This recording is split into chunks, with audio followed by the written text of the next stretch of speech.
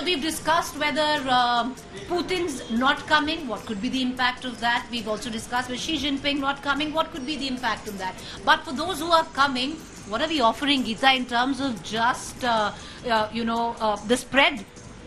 Well, a lot of vegetarian food. Preeti, there's going to be a lot of variety of Indian... No non-vegetarian? Vegetarian food. Is there an option like a sidecar if you want? Nothing.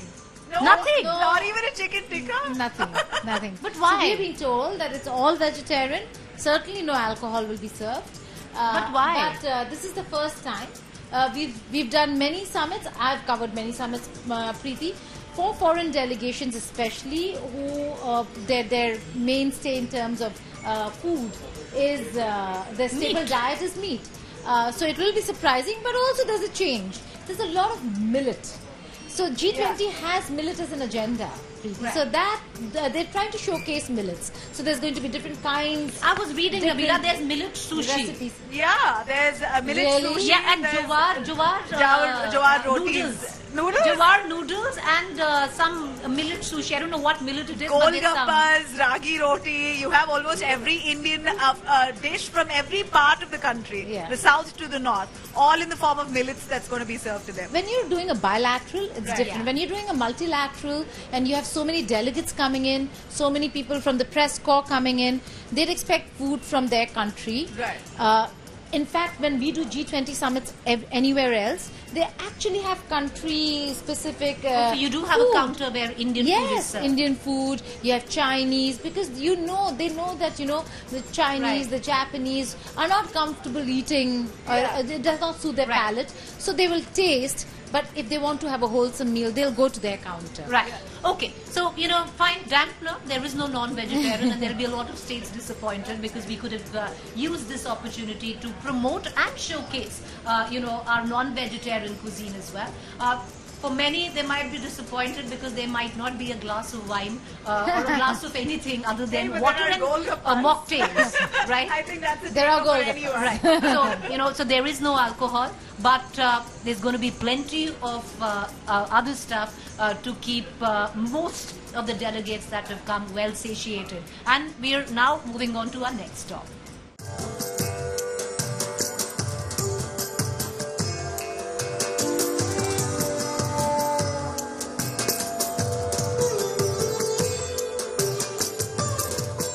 Joining me now is my colleague Aishwarya, who's going to fill us in on all the preparations at Pragati Maidan and the Bharat Mandapam.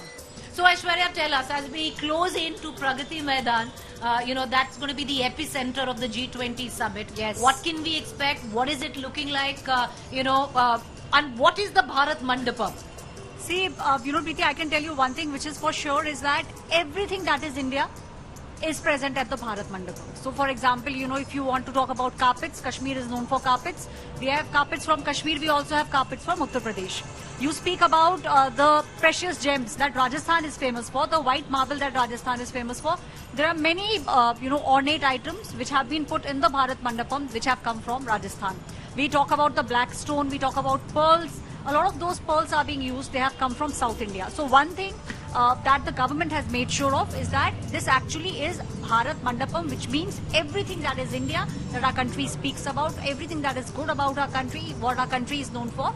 Small miniatures of those things will be present. It's spread across 123 acres, so it's mind-boggling. Spread across 5 floors. Every floor has something which is different. And one more thing which they have done is they have fused Indian tradition with the technology. So once you enter the hall, you see that, excellent Wi-Fi, the kind of tablets that you see, the kind of, they have made sure that there's a lot of technology which is in use. And from what I understand at the moment, if you see the badges that the delegates have been given, there'll be screens which will be put up, and they'll make sure that, once you enter, the screen starts displaying everything. So a lot of things are automated. So it's not just the traditional India that they want to showcase. They're also, telling the world, because 20 of the world's most important leaders are coming, delegates are coming. Tell us, once you enter, because, a lot that our viewers and a lot of us in studios will see is what you bring to us. So as you enter the Bharat Mandapam, the leaders' chambers, how is that divided? Where do they come and eat? How is that divided?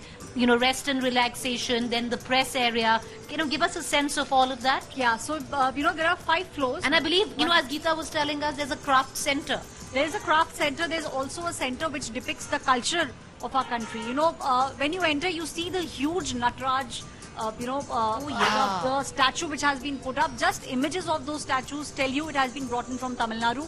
So it tells you what exactly the Prime Minister, because he is the one who's been the driving force. He's the one who said that we need to make sure that what happens now is that will be carried forward, and there are certain things which they have done very, very, which are very new. As Geeta was talking about, that sending an entire team there just to make sure to see, what they are doing. So definitely they have been thinking about it. Once you enter, there are different chambers, and let me tell you, there are 2 halls. They have a wall in between, but that's a wall which, you can remove. Once you do that, then that hall can seat almost 3,000 to 4,000 people in one go.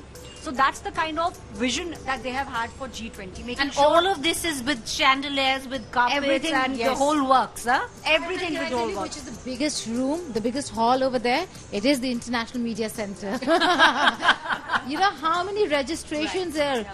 Thousands and thousands of press people who've registered from India and abroad. So we're going to see a massive turnout of media contingent from the G20 member states, and that's why our hall is the biggest hall in the Bharat Mandapam.